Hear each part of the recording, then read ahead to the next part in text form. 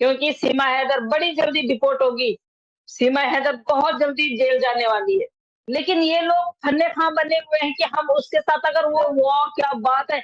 इतना अपने बच्चों को पढ़ाने की हालत देखो, आपको यूँ उँगली लगाएँगे तो आप बेहोश हो जाएँगे। कितना कमा के दे के जा रही है आपको, क्या आपकी 7 पुश्तें पल जाएँगी? क्या जिगरा पाया है चाचा जी आपने?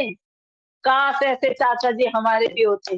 पंडित ने तो देखो कितनी मूर्खता कर दी, तो जबकि पंडित जी हैं, बस उसको सीमा हैदर चाहिए बाहर, सीमा हैदर बहू है, तो इस तरह की गलतफ़हमी फैलाना तो क्या बोलते हैं भगोड़ी तेरी आदत है।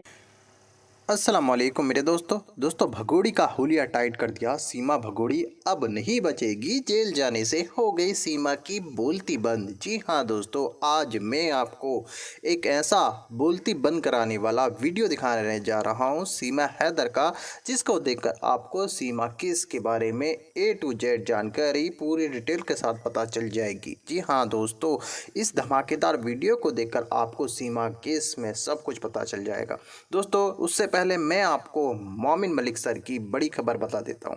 दोस्तों अब मोमिन मलिक सर इस सीमा हैदर पर बहुत बड़ी कार्रवाई करने जा रहे हैं, जिसकी वजह से इस सीमा हैदर को जेल होगी बहुत जल्द और बच्चे जाएंगे गुलाम हैदर के पास, क्योंकि दोस्तों गुलाम हैदर भी इंडिया आ रहे हैं बहुत जल्द। दोस्तों अब मैं आपको वो धमाकेदार और बैंड बजाने वाला वीडियो दिखाने जा रहा हूं, जिसको देखकर आपको सब कुछ पता चल जाएगा। मगर दोस्तों ये वीडियो दिखाने से पहले मेरी आपसे गुजारिश है, आज का मेरा ये वीडियो पूरा एंड तक ज़रूर देखना, और अगर आप मेरे चैनल पर नए आए हो चैनल को ज़रूर सब्सक्राइब करना, साथ में इस वीडियो को ज़्यादा से ज़्यादा लोगों में शेयर ज़रूर करना। चलिए दोस्तों पहले आप ये वीडियो देखिए, फिर आकर मैं आपसे बात करता हूँ। जो मैं उस बात पे थोड़ा-सा मैं बात करना चाहूँगी। मतलब इन लोगों की बुद्धि और इन लोगों के ना सोच समझने की जो वो है ताकत है वो कहाँ गई? एक पराए मुल्क की आई हुई महिला जिसको ना हिंदुस्तान चाहता है और जिस मुल्क से आए हैं ना वो मुल्क चाहता है।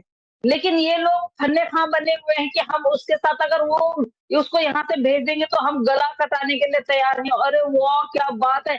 इतना अपने बच्चों को पढ़ाने-लिखाने में अपना दिमाग खर्च करो, अपने बच्चों को नौकरी लगाने में दिमाग खर्च करो, इतना अपने परिवार को पालने में दिमाग खर्च करो। आपकी हालत देखो, आपको यूँ उँगली लगाएँगे तो आप बेहोश हो जाएँगे।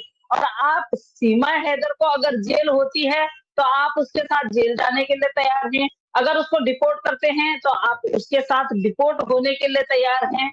मुझे समझ में नहीं आ रहा है, कितना मतलब वो कितना कमा के दे के जा रही है आपको, क्या आपकी 7 पुश्तें पल जाएँगी? मैं तो हैरान हो गई उनको सुन के कि भई क्या जिगरा पाया है चाचा जी आपने, काश ऐसे चाचा जी हमारे भी होते। सच में, नीचे कमेंट में बैठे हुए होते, जैसे ही कोई गलत कमेंट करता वहीं डस देते, क्योंकि सीमा हैदर बड़ी जल्दी डिपोर्ट होगी। सीमा हैदर बहुत जल्दी जेल जाने वाली है, बहुत जल्दी। बिल्कुल। और बहुत जल्दी जो है वो हैदर भाई को बच्चे मिलने वाले हैं। किस-किस बात पे सीमा हैदर का साथ दोगे? किस-किस बात पे? पंडित ने तो देखो कितनी मूर्खता कर दी, तो जबकि पंडित जी हैं, उसके बाद मूर्खता कर रहे हैं। तो आप क्यों मूर्खता कर रहे हैं, हमें समझ में नहीं आ रहा है। और आपको तो कोई लेना-देना ही नहीं है। आपको तो कमा के ही नहीं दे रही है, आप तो उनके साथ ही नहीं रहते हो, आप तो पता नहीं कहाँ रहते हो। उसके बावजूद भी आप उसके लिए गर्दन कटाने के लिए तैयार हैं। बहुत सुंदर, बहुत सुंदर। उसमें उसके बयान डाले हुए हैं, पत्रकार उनको पूछ रहा है, पत्रकार भी बोल रहा है कि भई इस पे केस होगा और आप पे भी केस होगा, आप एफआईआर हो जाएगी, उसको कोई चिंता नहीं है। बस उसको सीमा हैदर चाहिए बाहर, सीमा हैदर बहू है। और जैसे पहले एक बार पहले ये बोल रहा था कि हमारी दूध धुली बहू है, वो भी ऐसे ही बयान दे रहा है कि बहू चाहिए, चाहे उसके लिए गर्दन कटवानी पड़े। एडमिशन तो किसी भी उसमें नहीं हो सकता है, किसी भी ताकत पे नहीं हो सकता है। अगर बच्चों को इस तरह से भेज रहे हैं, तो बच्चों की सिक्योरिटी की पूरा-पूरा ख़्याल जो है, उनका होना चाहिए जिन्होंने बच्चों की रिस्पॉन्सिबिलिटी ली है। पहले तो माँ को सोचना चाहिए कि मुझे इस तरह नहीं भेजना चाहिए। होम ट्यूशन दे रहे थे, वो बहुत अच्छी बात है कि होम ट्यूशन दो, क्योंकि बच्चों की पढ़ाई नहीं रुकनी चाहिए, कुछ न कुछ बच्चों को आना चाहिए। उस चीज़ के लिए तो हम लोग भी बोलते हैं कि अगर वो होम ट्यूशन ले रहे थे, तो बहुत अच्छा था। लेकिन डे के लिए स्कूल में जाते हैं, बट 2 घंटे के लिए भी जाते हैं तो उनकी ज़िम्मेवारी किसने ली है? उनकी ज़िम्मेवारी पहरेदार कौन है? तो उन बच्चों को वैसे भी 2 घंटे में भी खतरा है, 2 घंटे भी वो बच्चे ऐसे जाते हैं, जैसे बस वैसे ही बैठने के लिए कि वो औरों को देखें और लोग जो पढ़ रहे हैं, वो भी अगर कुछ सीख जाएँ बच्चे, तो ठीक है। लेकिन नहीं, वैसे ये कायदे में नहीं आता है। बाकी उनके कोई डॉक्यूमेंट नहीं है, जिस तरह से इन्होंने भारत सरकार को ब्लेम किया था कि भारत सरकार की जैसे इसने बोला था कि भारत सरकार का बहुत-बहुत धन्यवाद जिन्होंने मेरे बच्चों को एडमिशन दिया है। तो इस तरह की गलतफ़हमी फैलाना तो क्या बोलते हैं भगोड़ी तेरी आदत है। इस टाइम पे तेरे पे लात पड़ेगी ना, तो तू तो किसी को भी नहीं वो करेगी, किसी मतलब तेरे को तो ना माफ़ी माँगने का टाइम भी नहीं मिलेगा। तो इस तरह की बेगैरत औरत है, तो भारत सरकार को इस चीज़ में घसीट रही है जिसमें तेरे बच्चों की खुद की ना तो तू उनकी सपोर्टर है, ना ही तेरे बच्चों की कोई सिक्योरिटी है। अगर 2 घंटे के लिए भी तेरे बच्चे अगर स्कूल में जाते हैं और उस बीच में अगर कुछ मिसहैपनिंग हो जाती है, तो इसके पूरे कर्ता-धर्ता जिनका स्कूल है वो होंगे, प्रिंसिपल होंगी और जिन्होंने स्कूल में जो स्कूल छोड़ने जाता है वो होंगी और इसकी माँ होगी। ये 4 लोग होंगे, इन 4 लोगों के अलावा कोई नहीं होगा। मैं बता रही हूँ आप लोगों को। इसके अलावा भारत सरकार ने ठेका नहीं ले रखा है कि जब बच्चों का कोई कागज़ नहीं है तो बच्चों को आप ज़बरदस्ती 2 घंटे के लिए भी किसी स्कूल में भेजो। कहें कि पंडित जी कहाँ गए, क्या गए, पंडित जी ने क्या लिखा, क्या नहीं लिखा और पंडित जी इतने सुलझे हुए, इतना मतलब पंडित जी का इतना शांत दिमाग जो जज के वहाँ पे एक एफिडेविट देते हैं, जिस एफिडेविट में लिखते हैं, मैं तो पंडित था ही नहीं और हमारे भ्राताश्री सो कॉल हमारे भ्राताश्री अगले सुबह-सुबह एक वीडियो डाल देते हैं जिसमें पंडित स्वाहा कर रहा है। पंडित जी की कुर्सी में ना जलते हुए अंगारे रख दिए और एक तरफ से बोला जा रहा है बैठ, दूसरी तरफ से बोला जाता है खबरदार। अब उनको आप भी कि क्या उत्तराखंड करूँ? बैठूँ, बैठूँ तो जलूँ, ना बैठूँ तो मरूँ।